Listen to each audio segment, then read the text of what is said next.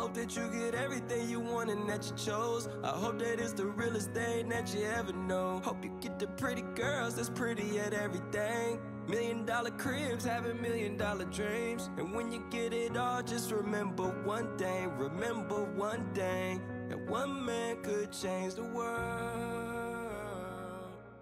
How you doing, guys? I'm ninezerofive, and I finally got myself together and made this video that I promised already quite some time ago.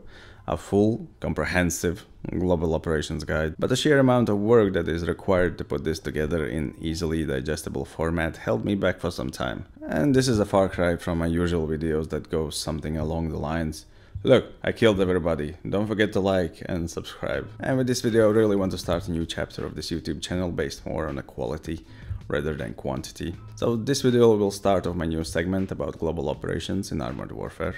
So before we start, I would like to explain my thought process behind it and why I'm making this segment of videos at all. First of all, me.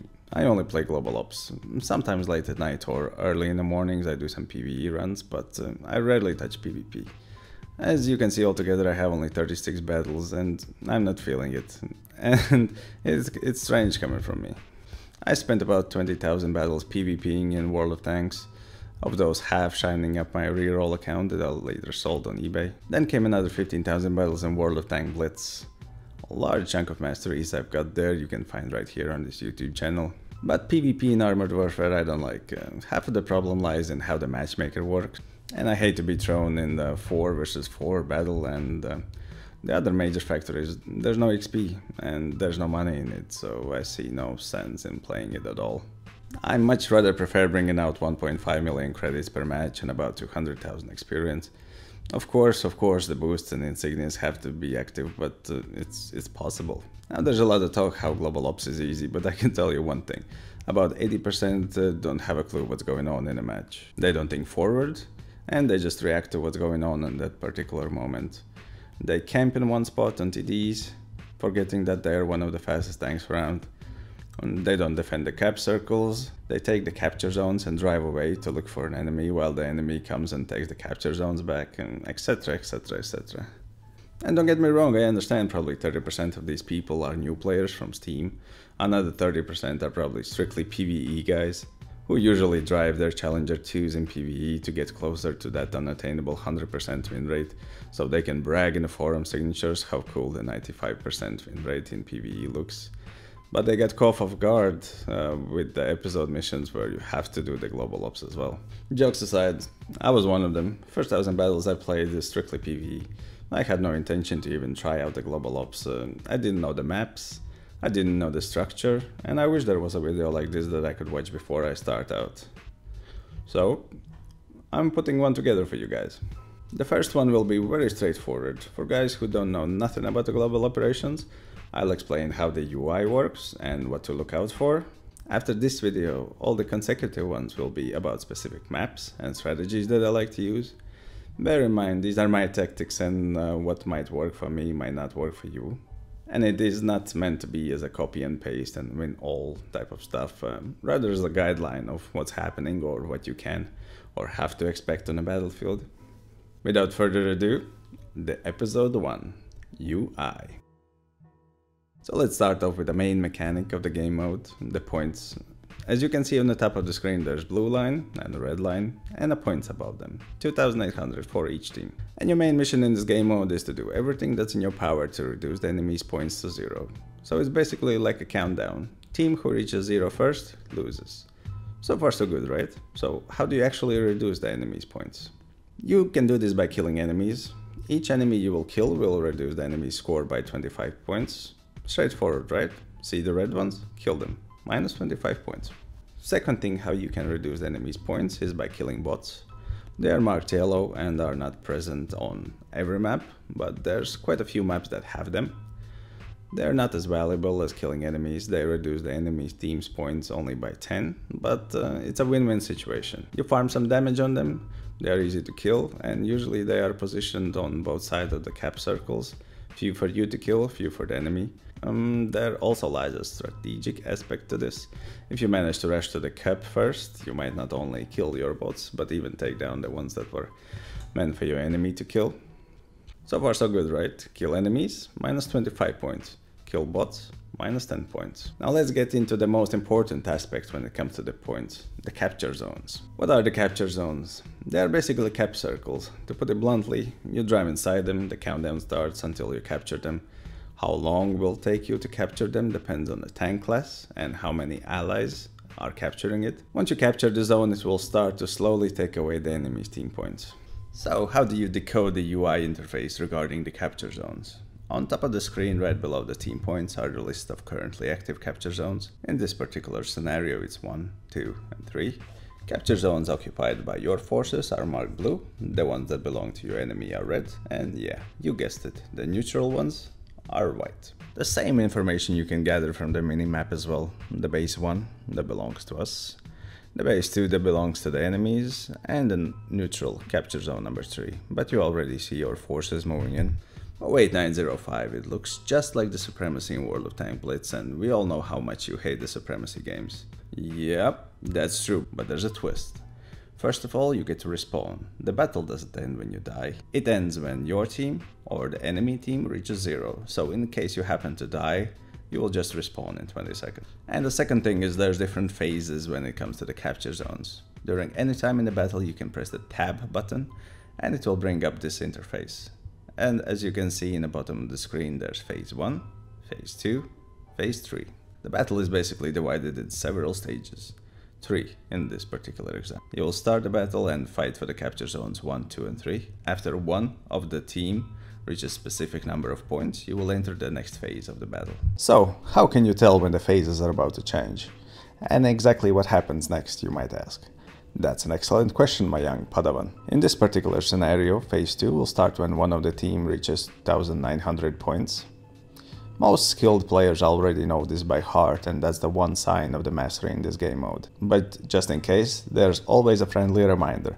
The capture points on top of the screen will start to flash about 100 points before the phase change.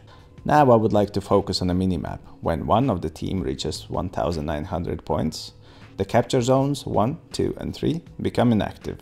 Phase 2 begins, and you will have to fight for the capture zones 4 and 5. That's the second sign of the mastery in this game mode. Remember where the capture zones are and try to get there before the enemy. You know how the saying goes. Early is on time is late, and late is unacceptable. But as I see the weasel moving into the cap circle as well, I decide to YOLO for the wildcard, which gives just a massive advantage on this map, but we will talk more about that when we do the Roughneck map review. Another thing about the capture zones that I would like to mention is sometimes it's just good enough just to drive inside the cap circles. You don't necessarily need to take them or kill all the enemies in there.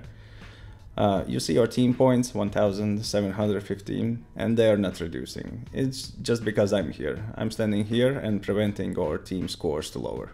So that's another strategy that you can use. Just drive inside the cap circles. It's not necessarily to kill the enemies there. Few things I would like to mention here. You will see a lot of people camping in the Global Ops, but trust me on this. Fight for the cap circles. That's where the damage is. I am always thinking one step ahead. Which capture zones I can take, which ones I can steal, when the phases are about to change, how do I get there faster, and most of the time I'm doing the tap damage. Rarely the campers outdamage me. Also, this close proximity brawling around the cap circle will build you up and make a great brawler out of you. That will enhance your skills in PvE and PvP modes. And let's be honest here, PvP is 80% sniping from pushes, from hold down spots, and everybody can do that, but once you have to brawl a skilled player in a close combat, then you will see who has been playing a lot of Global Ops. Couple more things I would like to cover in this video, and they are supply zones and wildcards. Let's start with the supply zones. There's a couple supply zones for your team and a couple for the enemy. These stay constantly located in the same spot throughout the battle. By driving in these zones you can repair your vehicle's health points and reload the ammunition. But truth to be told, I very rarely use these. First of all, they are always located somewhere awkward, usually far away from the action, so the main problem is to get there. Let's put this in a time perspective. You have to drive to these zones, which takes time. Then you have to stand in a circle for 10 seconds while you get the tank repaired. Personally, I don't bother with it. It's usually much faster to die in the front line and respawn in 20 seconds than to find my way back to the supply zone and stand there. Of course, sometimes the battles are very hectic and teams go neck and neck. then you have to avoid dying by all costs, just not to lose 25 points for your team. But in most scenarios, avoid these zones, die and respawn. Now let's get into the wildcards, probably the coolest aspect of the Global Ops. There are 3 types of wildcards: pillboxes, drones or airplane depending on the map, and probably the most epic one, the airstrike. This is how they look on a minimap, and it's pretty much the same thing. You drive inside the circles and cap them.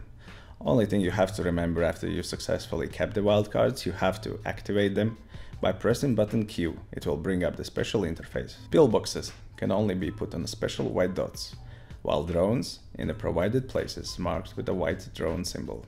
Airstrikes can be dropped anywhere on the map. Just remember, you will have to click twice. First, where you would like the bombardment to start, and second time for the direction. And don't worry, everybody messes up the first airstrike. Now let's talk a little bit about each one of them. First, the pillboxes. Upon activating the wildcard, you place not 1, but 2 pillboxes. These pillboxes spot the enemies in the proximity and also shoot missiles at them. They launch 3 missiles, then they reload for about 10 seconds. Then they launch the next attack. One thing you have to know is that they are not the most precise thing in the universe. If you are moving fast enough, you can easily drive past them, and likely they won't even damage you. Second thing is that all the damage that these pillboxes do will count toward your final damage, but not vice versa. If you see an enemy pillbox and take it down, even in game you will see that the damage you have done has increased, but it will be deducted in a post-battle result. So while it's essential to take down pillboxes next to the capture zones, don't be sneaking up on the enemy base trying to farm damage on the enemy defense line.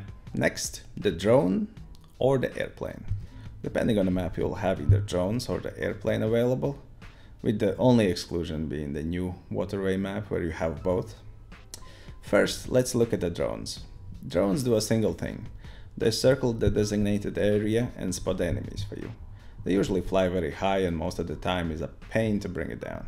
The main battle tanks, for example, have a real hard time taking them down, due to the simple fact that they can't get their guns pointing up so high. But on the other hand, it's a breeze to take these down with an autocannon. So if you're driving an AFV with an autocannon, it's basically your job to take these down. Next, the airplane. One of my favorite wildcards a couple patches ago, but I feel that they nerfed it heavily in the recent updates.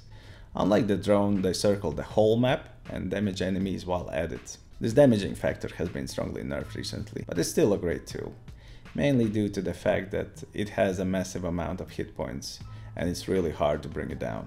Finally, the most loved and the most feared wildcard, the airstrike.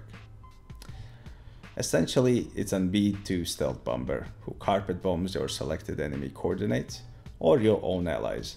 That more depends on the skill of the user, but I've seen some bad airstrikes in my days. It's great for annihilating the capture zone defense, stopping the enemy attack, or just wiping down clusters of enemies. Now let's rewind everything from the beginning, and I'll walk you through what I do and what goes on in my mind. First of all, I am a bottom tier main battle tank and not really fit to hold the front line, and so I decided to take the capture zone 1. If you are a top tier or even a middle tier main battle tank in this map, go straight for the capture zone 3. Don't waste your time capping 1 or 2. After I take care of it, I move up to the capture zone 3. You can see that there's 2 of our main battle tanks already in the cap circle, but in the cap circle is enemy tanks as well. In this case, nobody caps the base and the points just freeze. As a bottom tier main battle tank, I'm expendable, so I decide to rush in and squeeze out that enemy T-72 out of the cover, even if that challenger puts a shot in me or 2. I bounce from the back of T-72, because why not, it's Russian after all. My teammates see this and help out, and I try to turn around to fight the challenger. After we successfully take him down, I notice 2 things. First, I'm low health and without an engine. And the second thing is that the phases are about to change. As there is no need for me to be a cripple here, I YOLO out while trying to get some spotting damage in, just so I could die, respawn with a brand new tank and be ready to capture zone 5 in a city. Phew, alright. I think that's the most amount of time I've ever spent creating a video, so be sure to like it and share it with friends. Subscribe to be up to date with the new map guides that will be coming out soon. Drop me a line in the comment section about how you could make this video better. As we all know, everybody in the internet is better at creating stuff than the ones who actually do. While I'm at it, Follow me on Twitter to get up-to-date information when I'm about to stream live on Twitch and YouTube. Show up, ask questions. I try to do Global Ops games in explanatory fashion, talking through what I think and what I'm planning to do. Matter of fact, check out the whole subgroup of Twitch Armor Warfare streamers. We got something for everybody's taste. We got female streamers, Aussie streamers, EU streamers, American streamers, young, old, with jazz in the background and with hip hop. Best way to learn is on our mistakes. Tune in, guys. Thanks again for watching. I'm ninezerofive and I'm out.